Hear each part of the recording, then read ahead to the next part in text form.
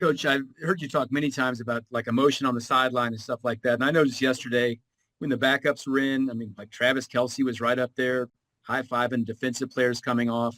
When you're in the middle of a game, can you feel, because you've got so many other things going on, if you're getting what you want from the guys on the sideline there, and kind of how do you cultivate that, whether things are going good or bad? Yeah, you can feel that.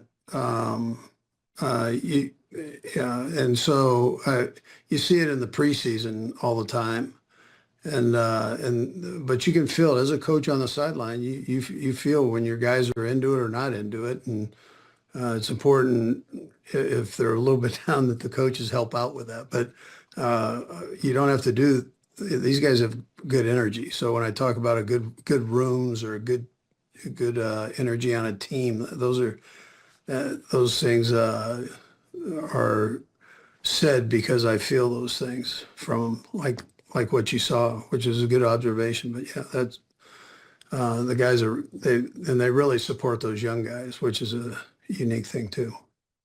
I don't have I don't have really any reports for you on the finalization of the injury stuff. I'll get that later here, so I'll be able to do that, give it to you later, so or whatever, whenever we normally give it to you. Listen. I'm proud of our guys for how they played. They came out all three phases, and I thought really did a nice job against a team that was getting better each week before we had this chance to play them. So it was they just come off a nice win and had some momentum going there, and I thought our guys came out and really were able to stay aggressive, both defensively and offensively from the start, and which I thought was important. And then our fans jump in on that, and that's a tough ask for for a team to come into. So, and I mean, there are a bunch of individual things that I could address, just from Pat's day to the offensive line's day to Kelce had a few catches and getting Rasheed back in there I thought was tremendous. The energy that he brings along with Xavier and the other guys. I mean, it's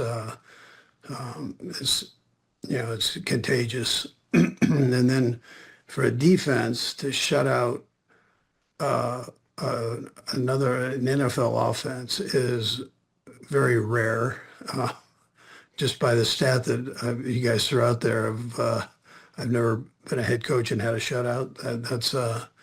I've coached a couple of years, and for that to happen, that's obviously got to be a tough thing to do. So, but my hat goes off to Spags and his game plan, their coaches, and the coaches on the defensive side, and then our players just really amping it up. So that's a nice feat for our defense. And then special teams was, you could see Bucker's kicking the ball well, and that's a positive along with Ariza. So, and I thought our coverage teams were good likewise, and return teams. So all in all, it was a good day. As far as Josh goes, I don't have any updates for you. Veach is handling everything there. And so we just move on with that. All right. Time's yours. Let's go ahead and kick things off with Sam McDowell. Go ahead, Sam. Hey, Andy. Hi, Sam. Hey, wanted to ask you just about, you guys were really effective in short yardage yesterday, and you have been all year. How much of an edge is it to have Kareem in the backfield on those third and fourth and short plays? Yeah, so all our running backs ran hard yesterday, all three of them. Kareem has got a real knack for that.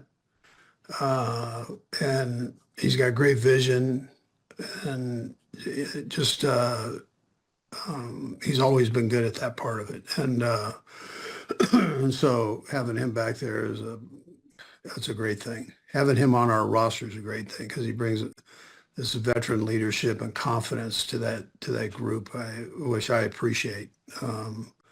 And he's seen a lot of things and been through a lot of things and does a great job of handling himself. Go next to Jesse Newell. Hey, Sid, I'll have a follow-up too. Andy, I'm glad you mentioned Pat's Day, and you said you could talk more about it. I just wondered what you did see watching the film and what Pat did.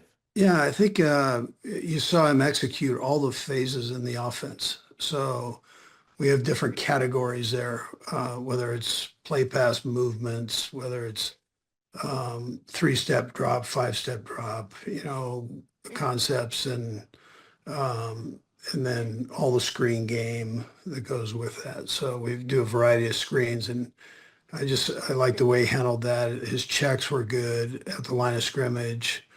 When he had to put a little Hollywood into things, he did good with that and some of the tricky stuff, So I just thought he handled everything real well.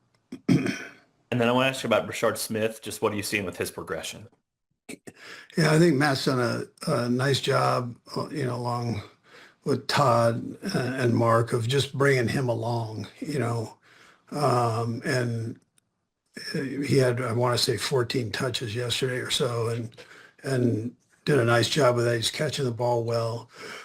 Excuse me. He's catching the ball well. And I like where he's at now. He's in a good frame of mind and he's picking things up. So, we just keep coming with him.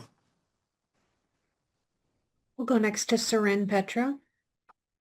And Sid, I'll have a couple questions here real quick if I could. Coach, kind of on the Rashard Smith, do you see him, number one, do you want a running back, a number one guy that is kind of the guy that can do everything, or is the game evolved to where, kind of having different guys for different jobs is that kind of thing? And Rashard specifically, is he a guy that you think one day could grow into being the guy? Yeah, I've always believed you need three guys. I just think, we've normally used all three when we've had them. I've done that for a lot of years now. And so they're all contributing in their own way.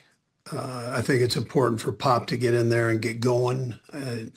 He is the best when he does that. Kareem understands that.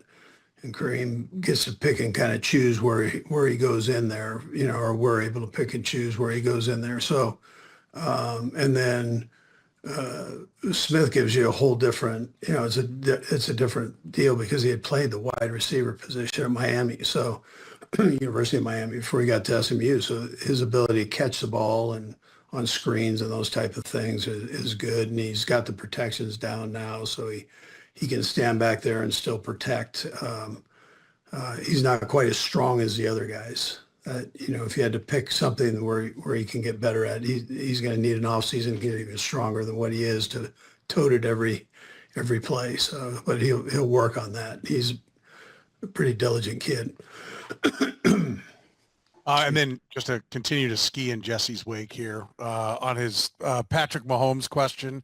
Sure. There's some Chiefs fans' ire has kind of been raised with some of the grades that some of the websites are putting out. And like right now they have Patrick as the 14th best quarterback in the NFL. I know you don't get into that kind of stuff on the side, but do you see Pat as an average quarterback, or do you see him just to get you on the right? I know where you're going to go with this, but I gotta hear you say it to be able to play it. So do you see him as an average quarterback, or do you see him as significantly better than It's that? like you wearing a Notre Dame hat instead of a Syracuse hat. That's for Grunhard today. Yeah. I'll tell you, I think he's the best, but I mean, listen, I'm partial, obviously. We ask him to do so much stuff and then just look at his game. I mean, look at his numbers, and how he contributes, how he gets everybody on the offense involved. I mean, he does that's him doing that, and he's got options on all that stuff. And he finds a way to get everybody the ball, and then his leadership, I think, is second to none. We'll go next to Nate Taylor. Go ahead, Nate. Hello, Andy. Hey, Nate. Um, I think we're, obviously yesterday was the first game with Rasheed, Hollywood, and Xavier on the field together. But Hollywood was the first guy that the team acquired first, I should say. Just what about, from your standpoint, whether it's even when Hollywood's not on the field, that has allowed him to be part of cultivating this culture with the rest of the trio, and just what he provides for your team now, seeing him in a full season so far? Yeah, listen, I love him. He's one of those energy givers. He doesn't say a lot, but he just there's a confidence there that he presents and makes you feel like I got it. I got everything under control. Dial me up. And that's that's a great thing to have. And when we have, again, we're mixing and matching here. So everybody's getting a chance. And when he gets a chance to with the ball in his area, he's coming down with it. His hands are phenomenal. So he does a nice job of that. And he's not the biggest guy, but he is fearless inside, which you don't see a lot of that in this league. And some of his best work happens in there, and I appreciate that. We'll go next to Nick Jacobs. And Cindy, I'll have a follow-up if I can, please. Andy, my first question for you, over the past couple of weeks, we talked about Andy Heck, focusing on the run and doing a good job there, red zone with Veach and Joe Blamar and guys all having their areas. When you're trying to help these guys develop as offensive coordinators and potential head coaches down the road, how important for you is to give them these tasks to build themselves up to where they have a tool belt down the road if they get that opportunity? Yeah, Nick, I think it's good for them in a few areas. It's always good to be accountable for something, and it makes your game even better. And so as a coach and as a player. And so these guys have an area that they work and they dig in on it. And Spags does the same thing on the defensive side as Matt does on the offensive side. So everybody has a piece of the pie here, and they take a lot of pride in that. And the players all know it. They know who kind of does what, and and they buy in. And so to be able to stand in front of a crew and to sell your product, man, that's not an easy thing to do, and then get results. And it's a great experience for them going forward, or whatever direction they decide to go. And then on my second question here, Yeah. to go from the Lions game, playing that physical brand on a Sunday night, to playing a Sunday noon game and have that focus level and execution, where do you feel like this team kind of maybe set its new floor overall? Yeah, that's a good question, because I should have addressed that first. Last night I mentioned that you're coming off a hard, you're coming off a emotional game against the Lions, good football team, and you're going against now a rival, and and it tells you, first of all, that you better be up every week. You can't have an off week in the NFL, and so. That part's a great teaching tool. I'll tell you what, I just got fined for that. That's a great teaching tool, and so that part of Nick, I just destroyed your question with a phone ringing, but it was a good question. Yeah, so yeah. Yeah. Two left for you, Coach. We'll go next to Todd Palmer. Hey, Andy, I was just curious. We saw the Gardner Minshew play at the goal line. I know it got called back, and then Pat acting there and stuff like that. We've seen when you guys are at your best on offense, some of those fun plays, some of those plays where whether it's Matt or players contributing to kind of these oddball plays, which comes first? The success you guys have had the last couple of weeks, does that lead to some of those kind of joyful plays, or did the joyful plays help kind of get the guys right and get the guys back in the get the Yeah. right spirit around get preparation and stuff like that. Yeah, listen, the guys enjoy those. And so, and if they're sound, that's where I've got the 51% on the thing. So, we practice them, and we feel like by the time we use them, they're part of the offense.